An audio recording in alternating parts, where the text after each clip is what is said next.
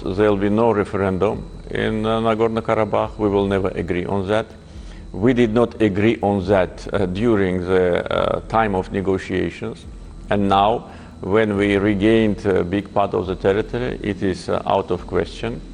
With respect to self-determination, Armenian people already self-determinated themselves. They have independent Armenian state. Imagine what will happen if Armenians will self-determinate themselves anywhere where they live. How many small Armenians will be in the world? And there could be cultural autonomy, for instance. But never we will allow creation of the second Armenian state on the territory of Azerbaijan. This is out of question.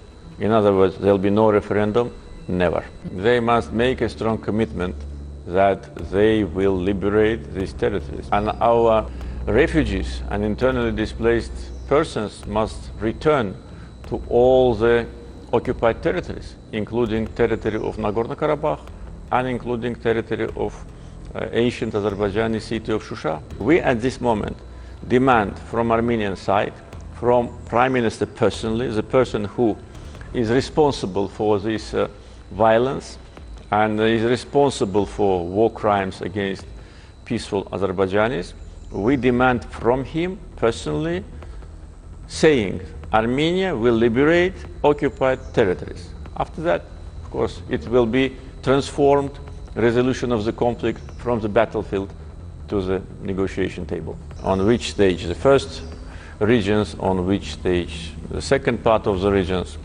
So this can be discussed, but it's obvious that all the occupied territories must be returned. Achieved ceasefire failed because 2 minutes after the time when ceasefire had to be efficient, they violated the ceasefire. They again attacked our peaceful cities. As you know, after the first attempt of ceasefire, in less than 24 hours, they attacked the city of Azerbaijan, Ganja, which is a war crime, and the Armenian government will be responsible for that. So they violate ceasefire. I always said that ceasefire cannot be achieved unilaterally. If we are attacked, we must not only defend ourselves, but also launch counterattack. And I can tell you, after they violated ceasefire second time, we liberated the city of Zəngilanın and many villages.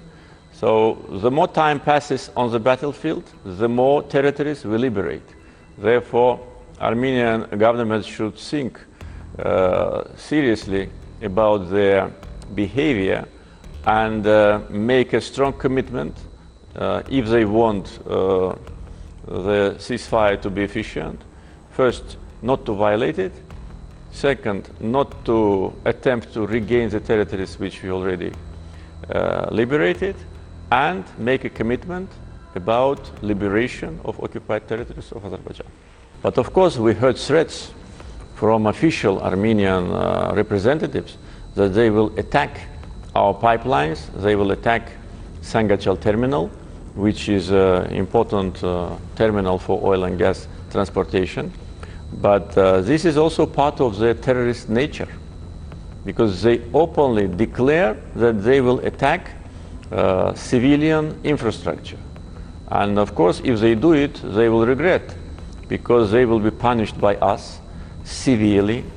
And also those countries which today provide part of the energy security from Azerbaijan. What will be the reaction of those countries? Billions of dollars have been invested in these pipelines. International banks, all the leading international banks like World Bank, EBRD, Asian Development Bank, European Investment Bank, and other banks invested. So the Armenian leadership should think twice about this kind of option.